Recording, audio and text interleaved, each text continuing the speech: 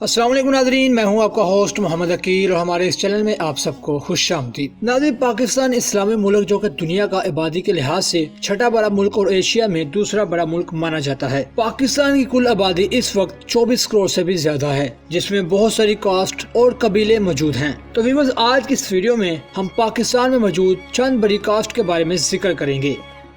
शेख। दोस्तों, शेख अरबी जुबान का लफ्ज है जिसका आम जुबान में मतलब किसी कबीले के मोअज़्ज़िज़ बुजुर्ग है और इस्लामिक स्कॉलर का है। पाकिस्तान में मौजूद शेख कास्ट का ताल्लुक उन बहुत सारी तिजारती कबीलों से किया जाता है जो ईरान, तुर्की और बहुत सारे ऐसे अरब कबीले से तिजारत की गवत से पाकिस्तान आते जाते हैं। इसलिए पाकिस्तान में मौजूद शेख कौम से ताल्लुक रखने वाले लोग ज्यादा तिजारत कारोबार से ही वाबस्ता रखते हैं और माशी तौर पर भी शेख काफी स्टेबल होते हैं और ये अपनी जात और खानदान के अंदर ही शादी करना पसंद करते हैं। और इनका एक पहलू ये भी है, अब आप पॉजिटिव कह लें या फिर मनफी पहलू कह लें, कि ये दौलत बहुत संभाल कर रखते हैं और शायद इसी वजह से हमारे बहन भाई शेख कौम को कंजूस कौम भी कहते हैं।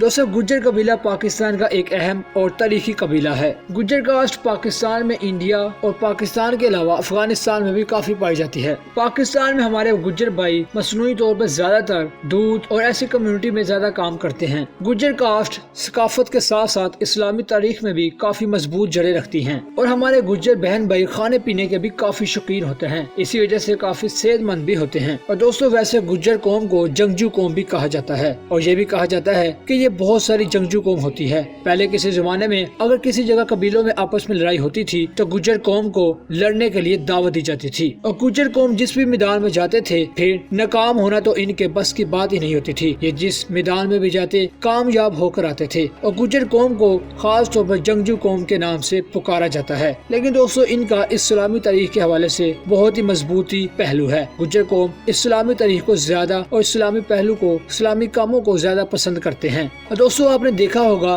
कि दाता साहब रहमतुल्लाह लाहौर के मजार में गुज्जर कौम का सबसे पहला नंबर होता है। जब दाता साहब का उर्स आता है, गुज्जर लोग सबसे पहले दूध लिए हुए दाता साहब के मजार पहुंच जाते हैं और फिर इसके बाद बारी आती है राजपूत। राजपूत का लफ्जी यानी कि मतलबी लफ्ज इसका बादशाह का बेटा है और राजपूत खानदान की जड़ें हिंदुस्तान के बच्चों से जाकर मिलती हैं। इसी वजह से पाकिस्तान के अलावा इंडिया में भी राजपूत बहुत ज्यादा पाए जाते हैं और राजपूत बहुत ज्यादा हिकमत अमली का मुजाहरा भी करता है। इसलिए ये दुनिया का खतरनाक और चालाक कबीला भी माना जाता है और राजपूत की मेन कास्ट में राणा, चौहान और भट्टी वगैरह शामिल होते हैं। उसके बाद अराई कौम जो कि पंजाब और सिंध में ज्यादा पाई जाती हैं। ज्यादातर अराई जमींदारी के शोबे से मुंसलिक होते हैं और अराई कौम की भी राजपूत कौम की तरह हिंदुस्तान से जड़ें काफी मिलती जुलती हैं। इसके बाद बारी आती है खान कौम। दोस्तों, पश्तून कौम से ताल्लुक रखने वाली ये कास्ट पाकिस्तान की मेन कास्ट है। पाकिस्तान में मौजूद इस कास्ट को दुनिया की बहादुर तीन कौम माना जाता है। पाकिस्तान के अलावा इंडिया और अफगानिस्तान में भी खान कौम बहुत ज्यादा है और ये बहादुर कास्ट छोटी सी गलती पर भी लड़ने के लिए आ जाते हैं। इसलिए दुनिया खान कौम से बहुत ज्यादा डरती है और फिर दुनिया इनकी वजह से भी ज्यादा इस्लाम से डरती है। सभी ये थी आज की 4 से 5 पाकिस्तान की मशहूर कास्ट जिनके बारे में हमने आपको आज की इस वीडियो में बताना बेहतर समझा। इसी के साथ हमारी आज की वीडियो का इख्तिताम होता है। अपने होस्ट मोहम्मद अकील को दीजिए इजाजत। अपना ख्याल रखिएगा।